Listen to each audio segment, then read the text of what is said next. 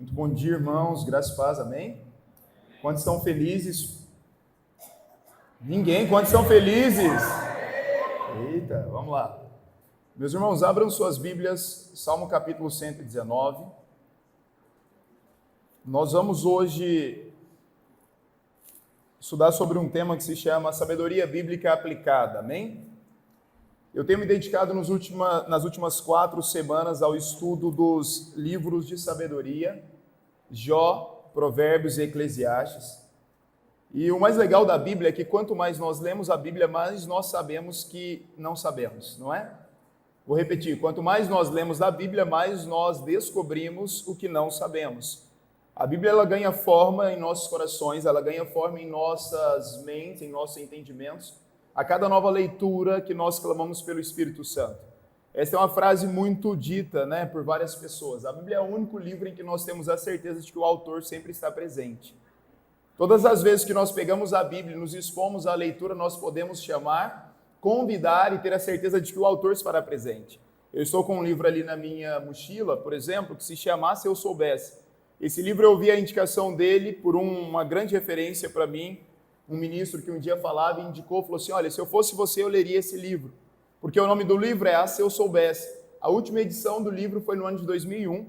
Então, para que eu pudesse comprá-lo, eu tive que ir atrás de um sebo, procurei muito na internet até que eu tivesse acesso.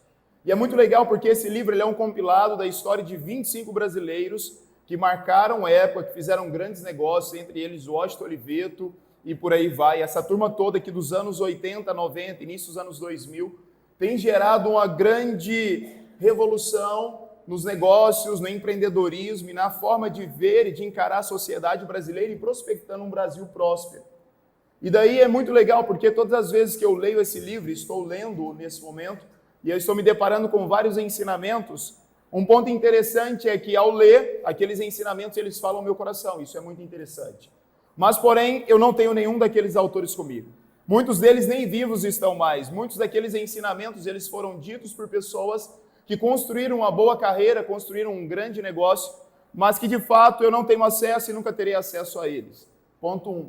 O ponto 2 é que quanto mais eu me aproprio da leitura desses autores e de outros vários que falam sobre como podemos prospectar e nos envolver enquanto pessoas, enquanto indivíduos, é muito legal. Mas quanto mais nós lemos, mais nós percebemos que as raízes da verdadeira sabedoria, elas estão na palavra de Deus. As raízes daquilo que já deu certo, daquilo que tem dado certo, continuará dando certo ao longo da história da humanidade, estão na palavra de Deus. Então, nesta manhã, dando continuidade a esse tempo que nós estamos vivendo como igreja, eu quero falar sobre a sabedoria bíblica aplicada. Você pode dizer amém comigo? Amém. Salmo 119, versículo 105, um versículo bastante conhecido por nós e que nós, desde criança, aprendemos a decorá-la. A tua palavra é lâmpada que ilumina os meus passos, ou os meus pés. Diga glória a Deus por isso. Olhe para os seus pés aí. Pode olhar para os seus pés, Os seus pés estão iluminados. Os nossos pés, o nosso caminhar, o nosso trilho, eles são iluminados pela palavra de Deus. Parte B do versículo, e luz que clareia o meu caminho. Mais do que apenas iluminar os nossos pés, a palavra de Deus ela tem como propósito maior iluminar os nossos caminhos. Caminhos falam de escolhas, e todos os caminhos que falam de escolhas, eles apontam para destino. Diga comigo, destino. O mais legal é quando nós olhamos e sabemos que os céus, ele é o nosso destino. Mas mais interessante ainda foi quando eu ouvi uma expressão através do bispo Sérgio, há uns 15 anos atrás, numa ministração lá no Querigma, na época, em que ele disse a nós que o céu não é apenas a nossa origem, o céu é o nosso destino. O céu não é apenas o nosso destino, o céu é a nossa origem. Então, mais legal quando nós temos entendimento e revelação, que tudo que a Bíblia traz para nós é nos apontando e nos levando para um caminho que é os céus, mas também nos fazendo fazer um memorial e retornarmos à origem nossa, que também foi os céus. Todos nós, quando estamos enxertados em Deus, nós somos originalmente concebidos nos céus, amém? E daí eu quero te convidar para ler um outro texto que está lá em 2 Timóteo, capítulo 3, versículo 15. Serão textos base para a nossa conversa desses próximos minutos. 2 Timóteo, capítulo 3, versículo 15.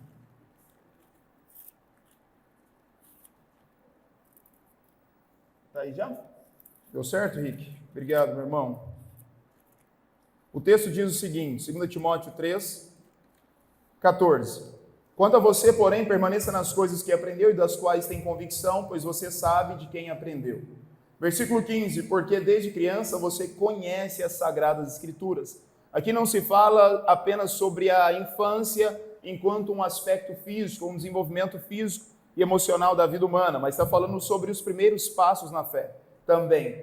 Porque desde criança você conhece as Sagradas Escrituras que são capazes de torná-lo sábio para a salvação mediante a fé em Cristo Jesus. Toda a Escritura, repita comigo a palavra toda. Diga mais forte, toda. Quando a Bíblia diz toda, é toda.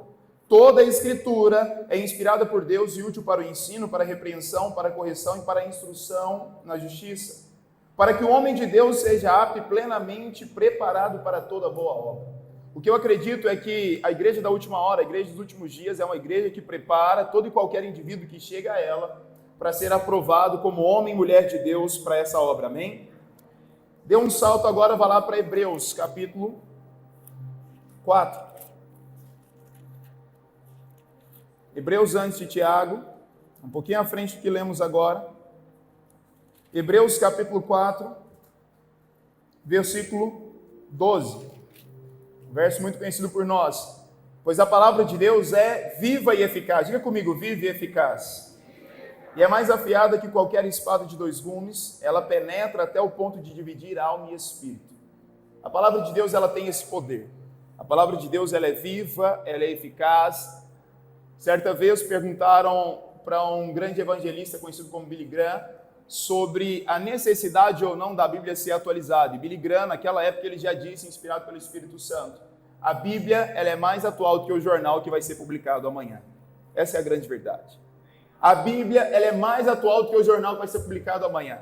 Talvez quando eu falo isso para alguns mais novos, parece um tanto quanto estranho, mas para quem é um pouquinho mais de idade, como eu sou também, que tem um pouquinho mais de experiência, nós somos da geração que se imprimia jornal e que o jornaleiro passava na mais alta madrugada, por volta das 4h30, 5 da manhã, e jogava o jornal. Quantos são dessa época?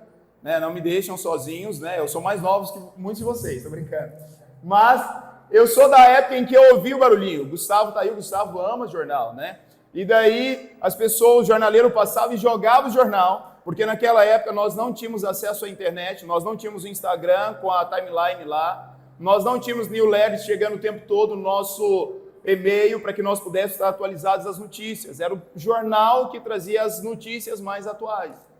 E foi por isso que perguntaram para Billy Graham nos anos 70 e 80, o pastor dos presidentes estadunidenses, Billy Graham, mas será que a Bíblia não precisa ser atualizada? Ele disse, não. A Bíblia ela é mais atual do que o jornal que vai ser publicado amanhã. Diga glória a Deus por isso. Sabe o que é isso? Então, o que vai acontecer amanhã, hoje, julho de 2024, o que vai acontecer amanhã, o que vai acontecer em 2025, até que Cristo volte, a Bíblia é mais atual do que aquela notícia que vai chegar naquele dia. Nada pode pegar Deus de surpresa, amém? Nada e nem ninguém pode pegar Deus de surpresa. E esse texto que nós estamos lendo está dizendo, pois a palavra de Deus é viva e eficaz, e mais afiada que qualquer espada de dois gumes. Ela penetra até o ponto de dividir alma e espírito. Olha o poder que a palavra de Deus tem, olha a capacidade, olha a instrumentalidade que a Bíblia tem, que é de penetrar o mais fundo do nosso coração. Quando se fala de alma e espírito, está falando daquele lugar íntimo. É o mais íntimo do íntimo, é aquele lugar que ninguém chega, que ninguém toca, que ninguém acessa. Mas é o lugar no qual a palavra de Deus ela pode chegar, ela pode acessar, e mais do que apenas chegar e tocar lá, ela pode dividir tudo que há lá. Diga amém por isso. E o texto continua dizendo então, ela é capaz de dividir alma e espírito juntas e medulas, porque nós sabemos, por exemplo, a medula dorsal é a parte que nós temos mais íntima da nossa coluna vertebral. E olha que legal, a palavra de Deus ela é capaz, inclusive, de separar juntas e medulas, e julga os pensamentos e intenções do coração. Era aqui que eu queria chegar. Se a palavra de Deus ela é útil para o ensino e para a repreensão, se ela é útil para nos tornar apto para toda e qualquer boa obra, se ela é útil para nós exercermos a fé mediante aquilo que Cristo fez por nós na cruz, se a palavra de Deus ela é lâmpada para os nossos pés e luz para os nossos caminhos, ela também é capaz de iluminar o mais íntimo do nosso ser. E, principalmente, sabe fazer o quê? Julgar os pensamentos e as intenções do coração. É sobre isso que eu quero falar nessa manhã. Quando falamos sobre sabedoria bíblica aplicada, é sobre termos a coragem de submetermos a Deus. E aí o versículo 13 diz, nada em toda a criação está oculto aos olhos de Deus. Diga glória a Deus por isso. Eu acho que uma das coisas legais é saber que Deus tudo vê. Isso é legal, mas isso também precisa servir para nós como um ponto de alento. Alguns lugares as câmeras não veem, é verdade. No mundo das câmeras, sorri que você está sendo filmado. Existem lugares que as câmeras não podem estar, por exemplo, no banheiro. Graças a Deus por isso. Mas o que nós precisamos saber é que em todos os lugares, nada fica oculto diante de Deus. É a palavra dele que está dizendo a nós. Tudo está descoberto e exposto diante dos olhos daquele a quem havemos de prestar contas. Esta é uma manhã na qual eu não quero falar sobre apenas prestar contas, mas eu quero falar sobre avaliar as intenções, julgar as intenções e as motivações do nosso coração. É sobre submetermos as nossas vidas diárias, é sobre submetermos todos os nossos dias, todas as nossas áreas e todas as nossas crenças ao poder da palavra de Deus. Nada se compara em valor à palavra de Deus, meus amigos. Nenhum autor, nenhum livro, nenhum ensinamento pode ser comparado à verdade da palavra de Deus. A palavra sabedoria, quando você vai pesquisar um pouco sobre ela, você vai entender e vai compreender que a palavra sabedoria, ela vem do hebraico Hokmah. E Hokmah é muito mais do que um conjunto de habilidades. Entendia-se na época que os sábios eram aqueles que exerciam sabedoria. Entendia-se na época da antiguidade clássica que pessoas sábias eram aquelas que sabiam tomar boas decisões, fazer boas escolhas. Isso é verdade. Mas quando vamos para o original bíblico, para os livros de sabedoria, como eu disse, Jó, Provérbios e Eclesiastes, nós nos deparamos com a palavra sabedoria por diversas vezes. Mas a palavra sabedoria ela não é restrita ao Antigo Testamento, então não é uma mensagem apenas do Antigo Testamento, é uma mensagem também neotestamentária, na qual nós vemos por várias vezes a palavra sabedoria ocorrendo no Novo Testamento. Inclusive vou ler com vocês alguns textos. E o mais interessante é que se nós fizermos uma pesquisa mais aprofundada, nós vamos encontrar a palavra sabedoria mais de 230 vezes em toda a Bíblia. Sabe por quê? Porque Hokmah é um assunto sério para Deus. Hokmah diz respeito ao conjunto de conhecimentos e habilidades aplicados. A verdadeira sabedoria não está em ter um bom diploma, ainda que isso seja importante. A verdadeira sabedoria não está em ter um curso superior. A verdadeira sabedoria não está em ter um PhD. A verdadeira sabedoria não está em tirar 10 ou 9 na prova da escola. A verdadeira sabedoria está em ter os conhecimentos que vêm do alto e mais do que tê-los aplicados. Sabedoria que vem de Deus é aquela na qual nós pegamos ensinamentos bíblicos, crendo que a Bíblia ela é útil para tudo em nossas vidas e decidimos então aplicar. Nesta manhã o que eu quero julgar junto com vocês, a mim mesmo é, será que os nossos dias, as nossas segundas, até os nossos sábados, antecedendo os domingos, eles estão sendo submetidos àquilo que a palavra de Deus diz? Porque o verdadeiro evangelho é um evangelho na sua integralidade. Eu não acredito num evangelho que separa a mensagem da Bíblia e a mensagem da cruz para as nossas reuniões espirituais, como essa daqui que nós gostamos de dizer. O verdadeiro evangelho é aquele que transcende. Ele, de fato, ele ultrapassa as fronteiras construídas por mãos humanas, como esse prédio, e ele acessa todos os lugares que nós estamos e acessa o íntimo do nosso ser. Quantos creem nesse evangelho? A Bíblia diz sobre evangelho sendo boa notícia. Então eu estou te dando a boa notícia que a sabedoria bíblica ela deve ser aplicada em todas as áreas da sua e da minha vida. A sabedoria ela tem a ver com um conjunto de ensinamentos que ajudam um pai a lidar com o filho e um filho a lidar com o pai.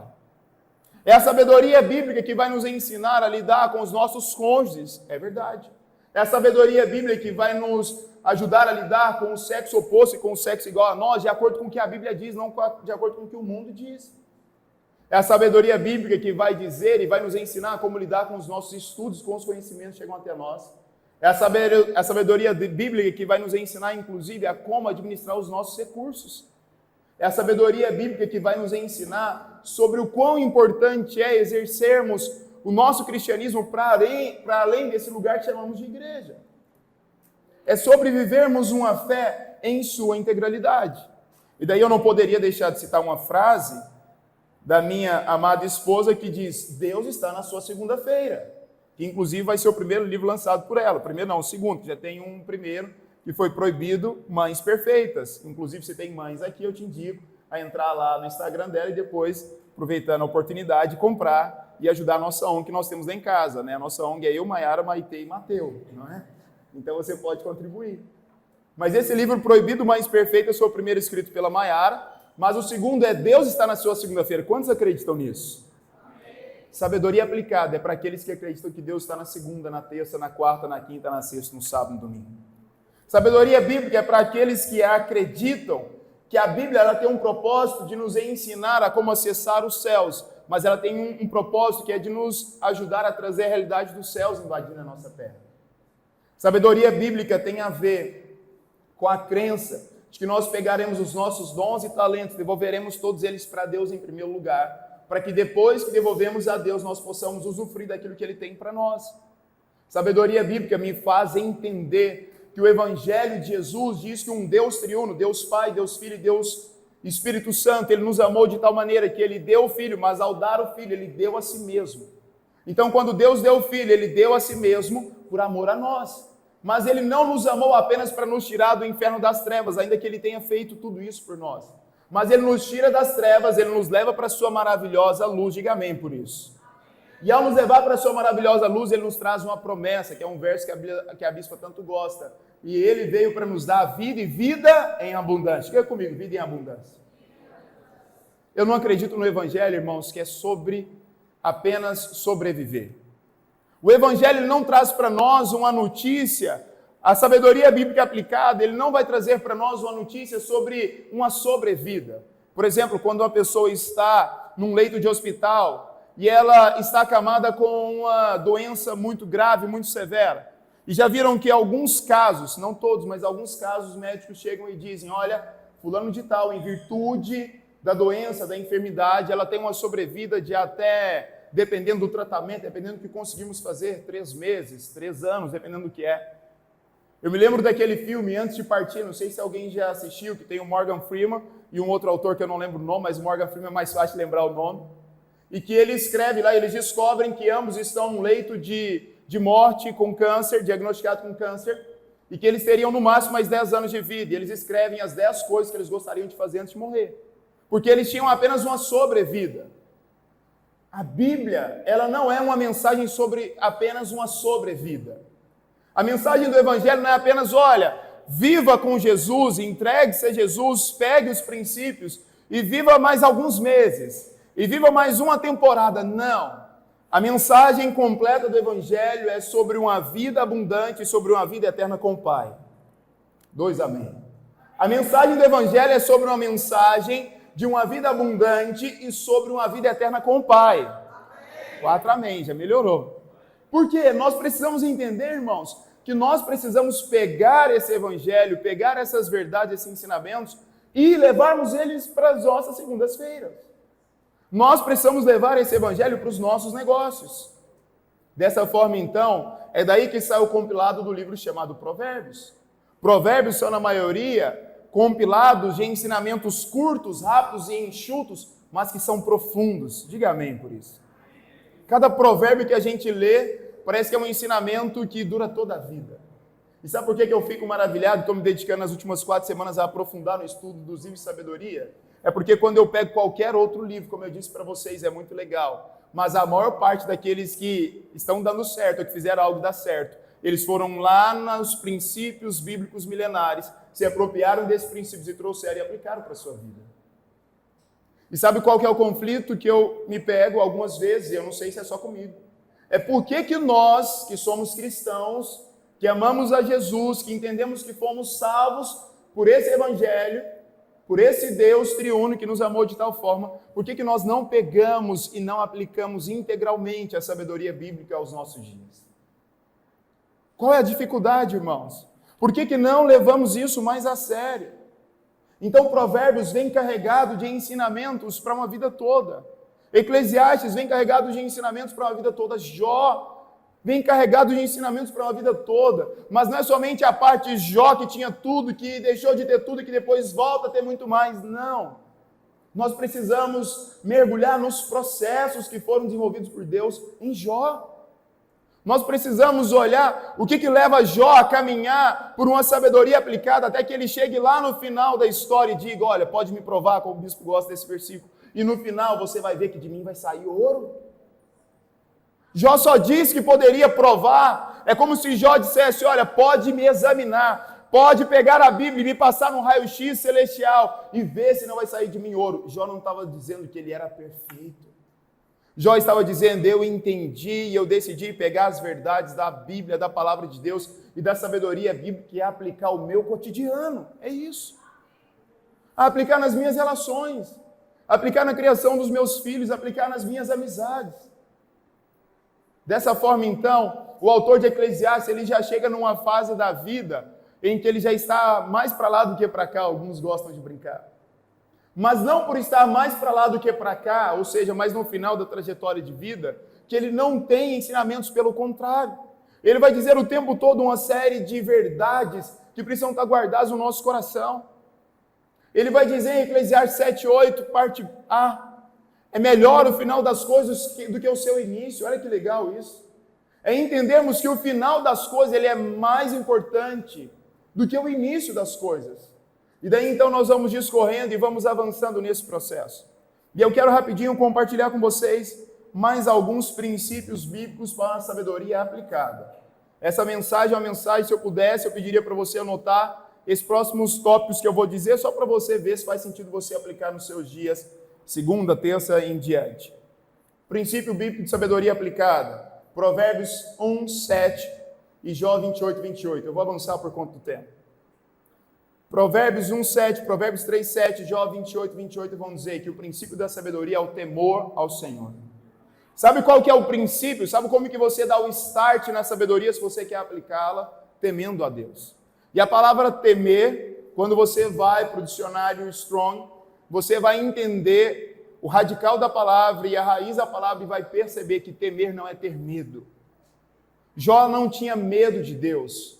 Os autores que ali estão compilando Provérbios, o autor de Eclesiastes, eles não tinham medo de Deus. Eles tinham reverência a Deus. O princípio máximo da sabedoria aplicada, sabe qual que é? O temor ao Senhor. Eu quero convidar vocês e a mim mesmo para mais uma vez nos avaliarmos.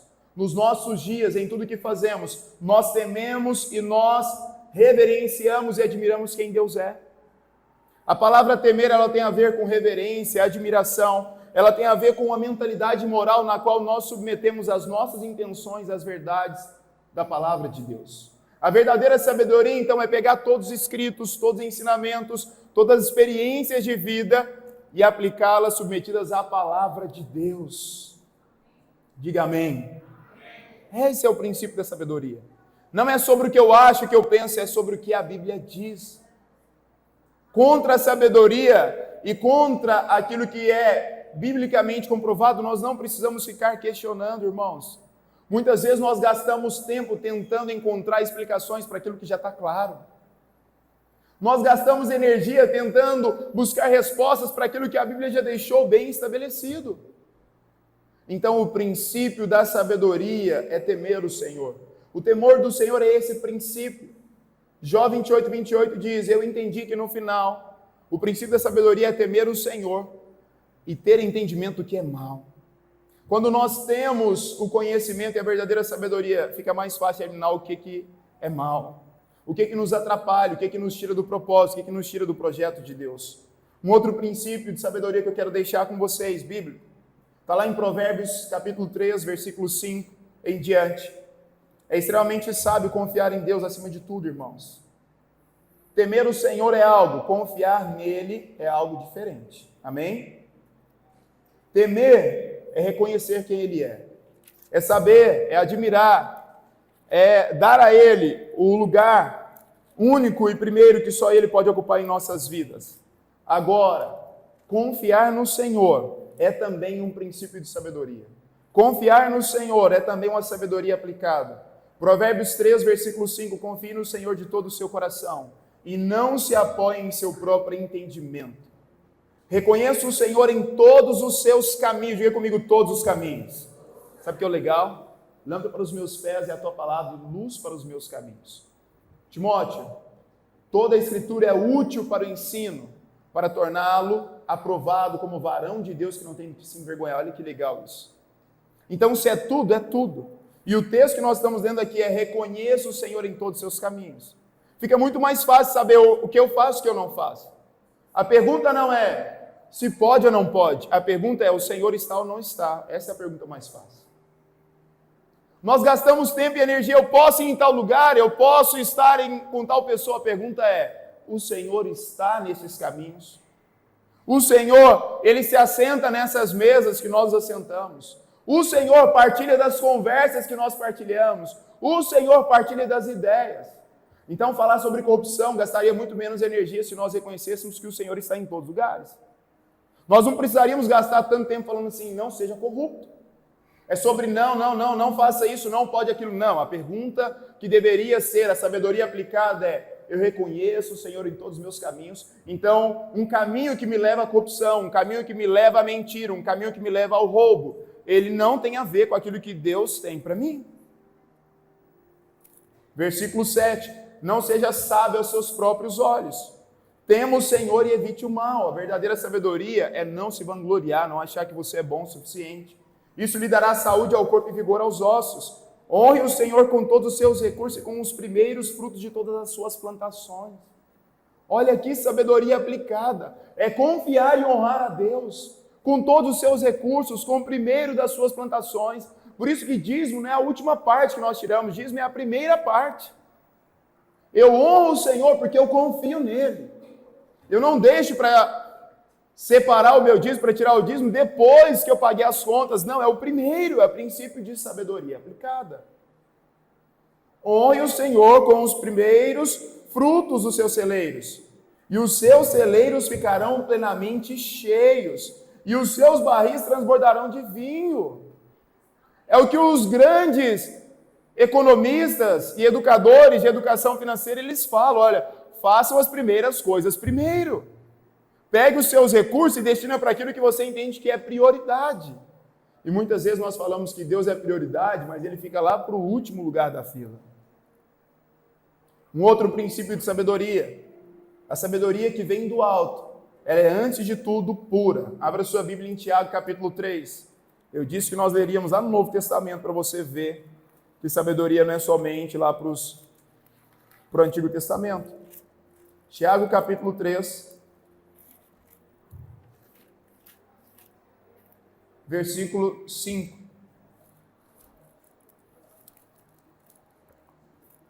Perdão, versículo 13. Tiago 3, 13. Quem é sábio e tem entendimento entre vocês, que o Senhor demonstre por seu bom procedimento, mediante obras praticadas com a humildade que provém da sabedoria. Contudo, se vocês abrigam no coração a inveja, inveja amarga e ambição egoísta, não se gloriem disso, nem neguem a verdade. Esse tipo de sabedoria, observem, está entre aspas, inclusive, não vem dos céus, mas é terrena. Não é espiritual, mas é demoníaca. Pois onde há inveja e ambição egoísta, aí há confusão em toda espécie de males. Mas a sabedoria que vem do alto é antes de tudo pura, depois pacífica, amável, compreensiva, cheia de misericórdia e bons frutos, imparcial e sincera. O fruto da justiça semeia-se em paz para os pacificadores. Eu anotei aqui: a sabedoria que vem do alto é antes de tudo pura, irmãos. Um outro princípio de sabedoria é que nós precisamos distinguir a sabedoria do mundo da sabedoria que vem de Deus. O segundo semestre está aí. E normalmente nós fazemos planos, projetos e devemos fazê-los sim. Mas o que nós não podemos esquecer e negociar é que tudo aquilo que formos aplicar em nossas vidas começa da nossa espiritualidade, nossa relação para com Deus, daquilo que a Bíblia diz que é verdade. E depois do que nós achamos, ou depois do que nos disseram, depois do que nós lemos em outros livros. Quarto princípio: a verdadeira sabedoria indica que não é bom, prudente que o homem fique sozinho. E aqui eu estou falando de humanidade. Quando olhamos para a história bíblica lá do início de tudo, Gênesis 2:18, nós vemos Deus dizendo: não é bom que o homem fique só, vou criar para ele um auxiliador, uma mulher, uma companheira, é verdade. Mas esse texto, ele aponta sim para o primeiro casamento, e eu falo sempre sobre isso. Mas esse texto é também trazendo a nós o entendimento de que a solidão não foi algo criado por Deus. E nós precisamos diferenciar a solidão de solitude, que é um exemplo bíblico disso, Jesus no Getsemane. Jesus, quando ele vai para o Getsemane, prestes a ser crucificado na cruz, a Bíblia diz que ele estava passando por um momento difícil e doloroso, a ponto de suar gotas de sangue na sua oração. Mas lá no Getsemane, Jesus tem momentos específicos, momento em que é ele e Deus Pai, ele Ele mesmo e Deus Pai. Isso é solitude. E solitude, algumas vezes é importante para nós, aquele momento que é você sentado ou você sozinho no lugar, colocando as ideias no lugar. Ali era o momento de Jesus conversando com o Pai. Pai, não é possível passar de mim esse cálice. Pai, não é possível. Se não for possível, tudo bem, eu estou aqui, eu estou submetido à tua vontade. Solitude, então, é algo que tem sido incentivado por muitos, é quando eu acredito na solitude bíblica. Eu acredito na solitude em que é eu comigo mesmo, mas eu comigo mesmo e o meu Deus.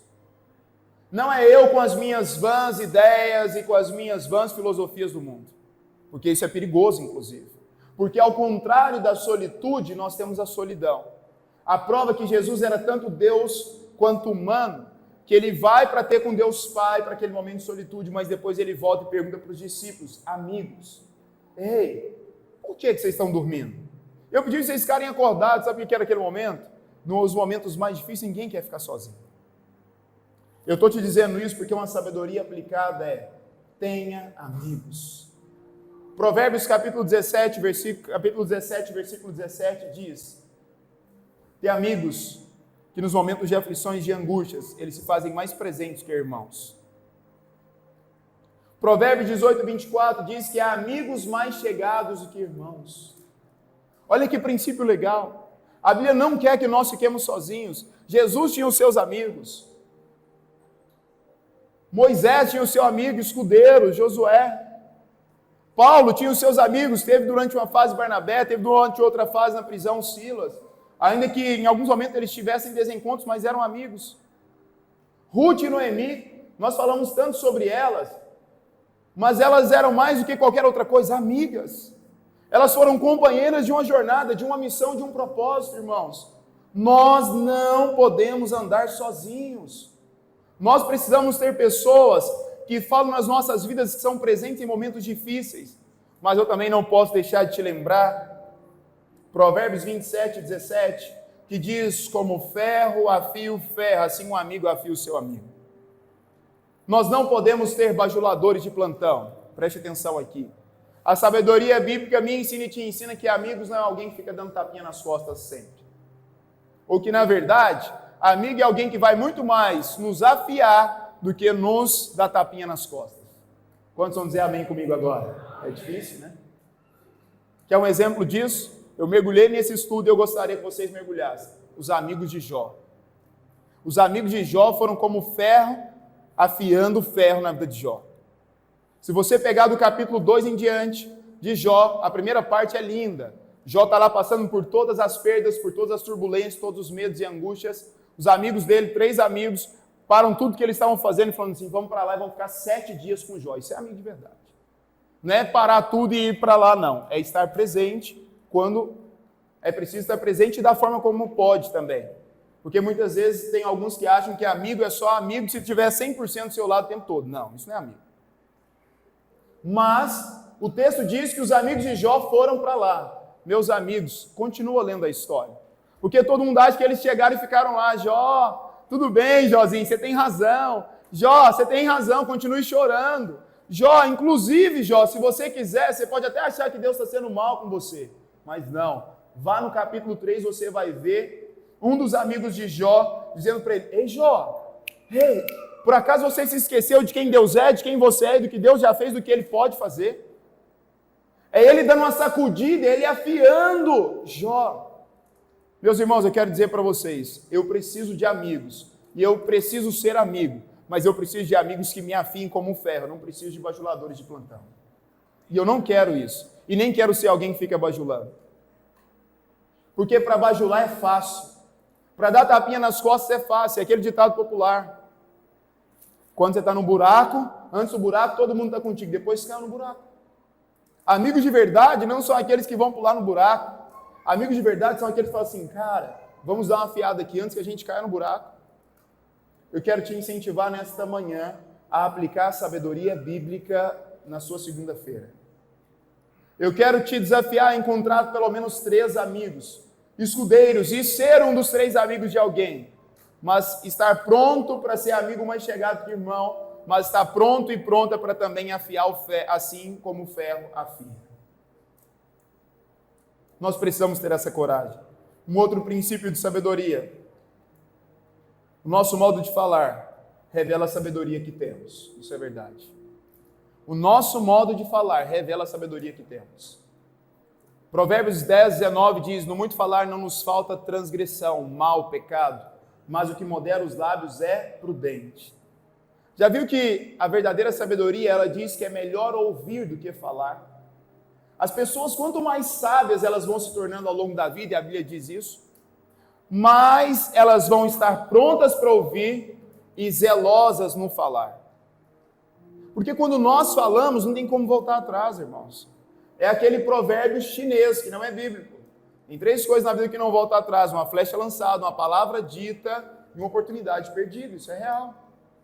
Uma palavra dita, nós podemos nos arrepender dela, mas ela foi dita, irmãos. E eu quero dizer para vocês que, como cristãos que somos, nós precisamos ser zelosos no nosso falar. Nós precisamos ter mais cuidado. Provérbios 15, do versículo 1 ao 4, fala sobre o cuidado com as palavras. E isso é tão importante para nós, porque esse mesmo texto vai dizer, olha, as nossas palavras, elas podem matar alguém ou elas podem trazer cura sobre alguém. Já parou para imaginar sobre isso?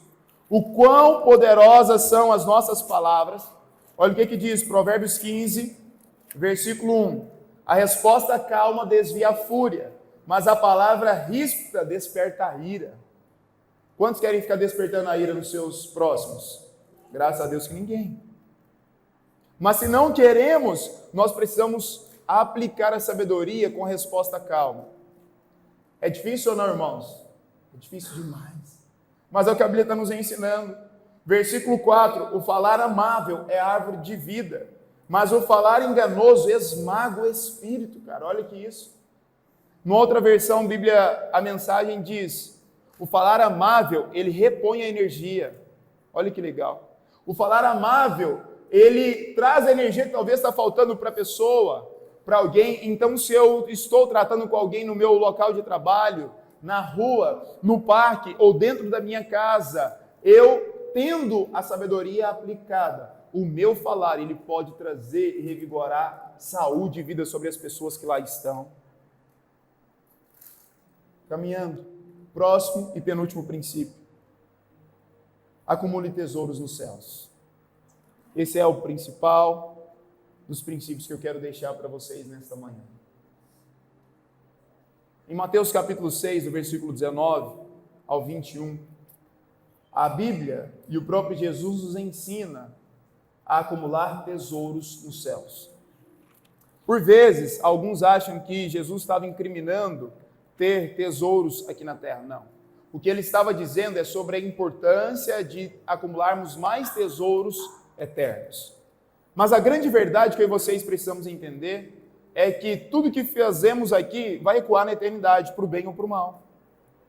A pergunta é que tipo de tesouros que estamos acumulando. Quando a sabedoria bíblica aplicada me ensina e te ensina a acumular tesouros nos céus, ela está nos ensinando e nos despertando a termos a coragem e a disposição para aplicarmos mais a nossa vida naquilo que ecoará para a eternidade, para com Deus. Ela está falando sobre gastar mais da nossa energia para com Deus. Eu quero te dizer algo. Fazer as coisas para Deus é algo extremamente importante.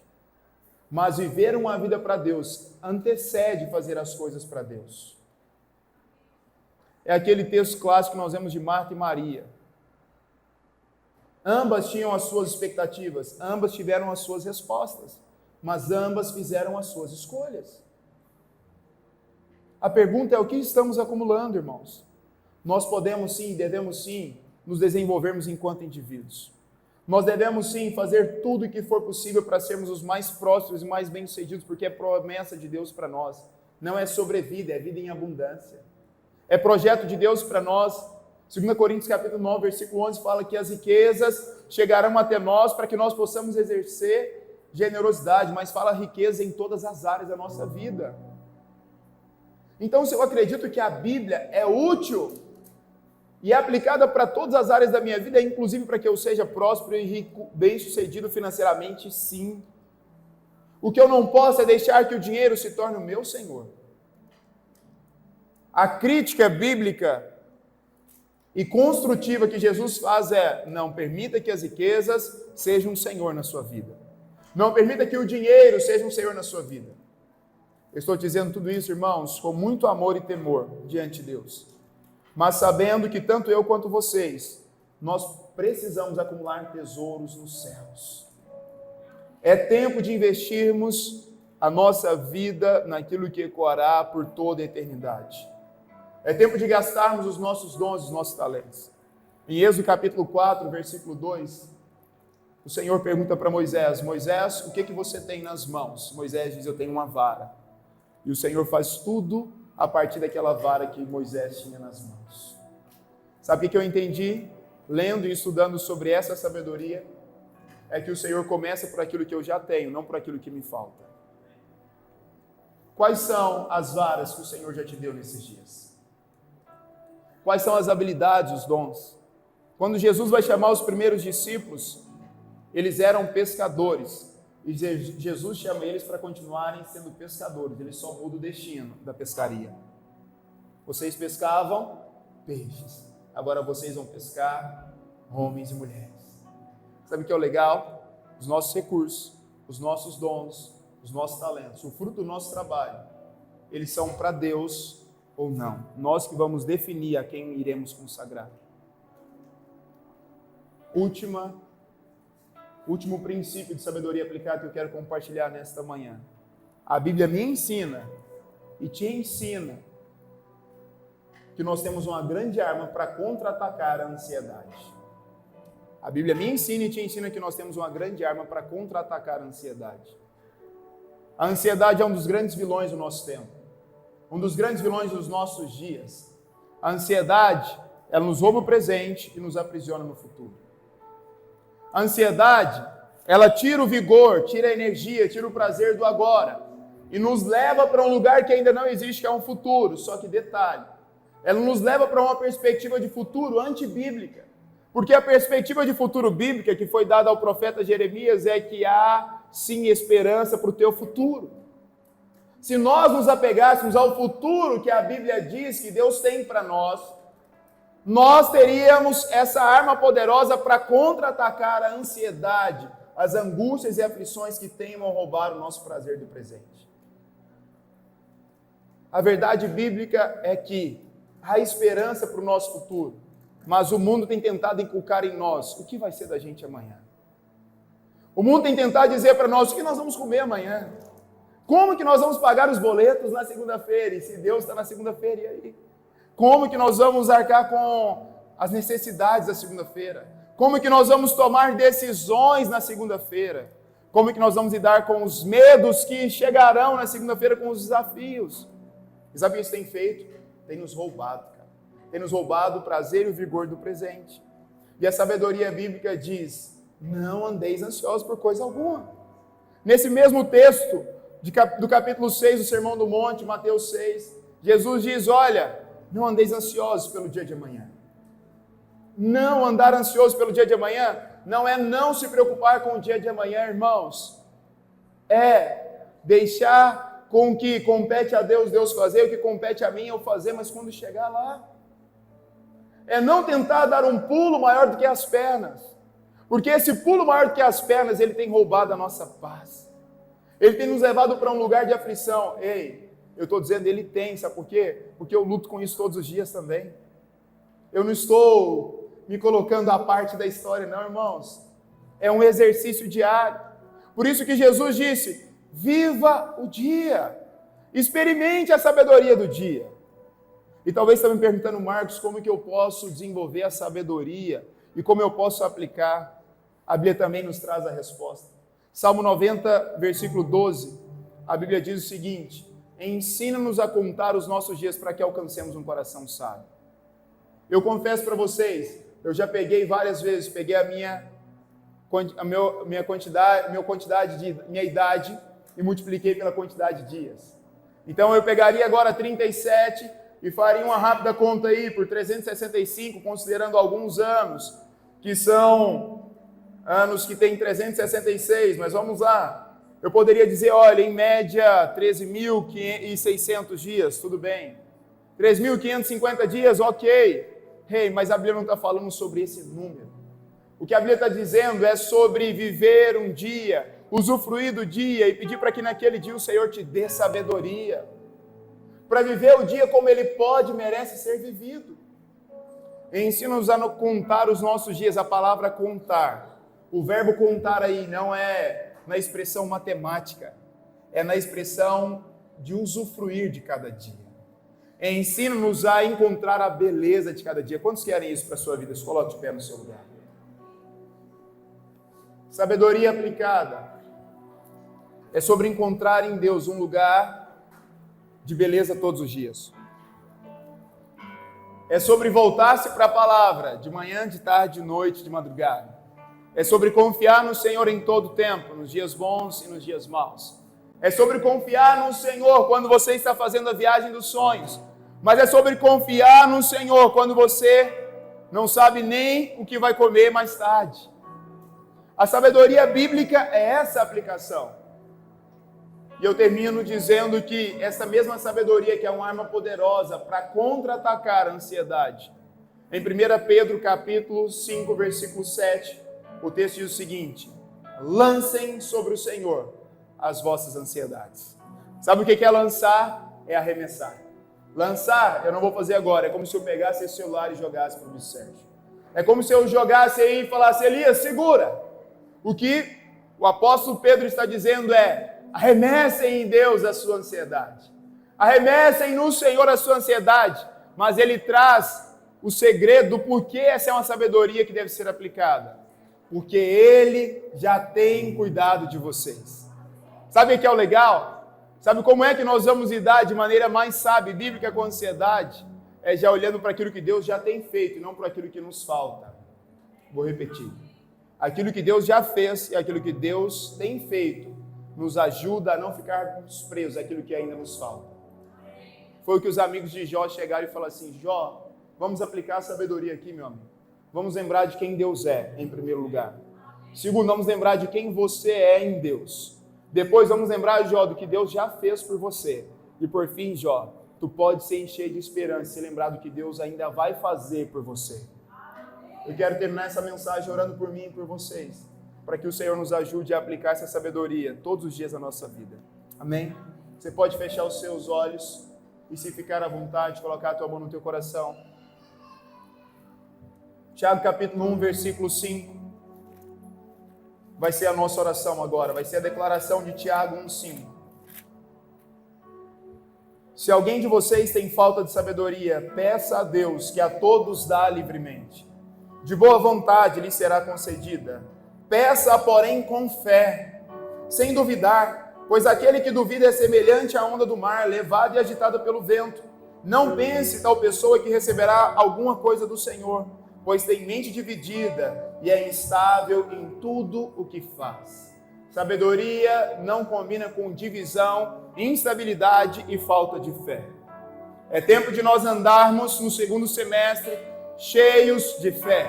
É tempo de caminharmos estáveis e é tempo de caminharmos na certeza de que o Senhor vai nos dar sabedoria.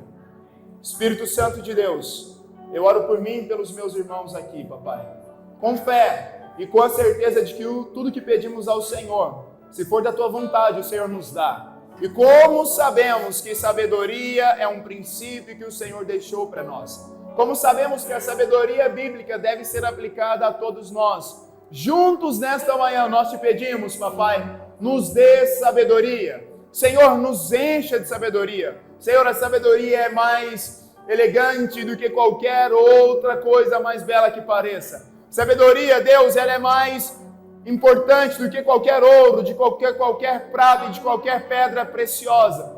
E por isso, nesta manhã, eu me uno a cada um desses irmãos e irmãs, como igreja do Senhor Jesus que somos, Pai. Nos faça ser uma igreja que vive em plena sabedoria. Nos faça ser um povo, Deus, que aplique a sabedoria nas nossas segundas-feiras. Deus, nos faça exercer sabedoria nos nossos relacionamentos com os nossos pais, com os nossos filhos, com os nossos cônjuges, para quem é namorado, com seus namorados e namoradas, com os nossos amigos. Deus, nos dê sabedoria Pai, nos dê sabedoria nos nossos trabalhos, nos dê sabedoria nos nossos negócios, nos dê sabedoria nos nossos estudos, nos dê sabedoria nos nossos projetos. Senhor, nos dê sabedoria nas nossas tomadas de decisões. Deus, nos dê sabedoria diante das dificuldades, nos dê sabedoria diante dos momentos em que não parecemos ter resposta, Pai, mas que alcancemos do Senhor este favor.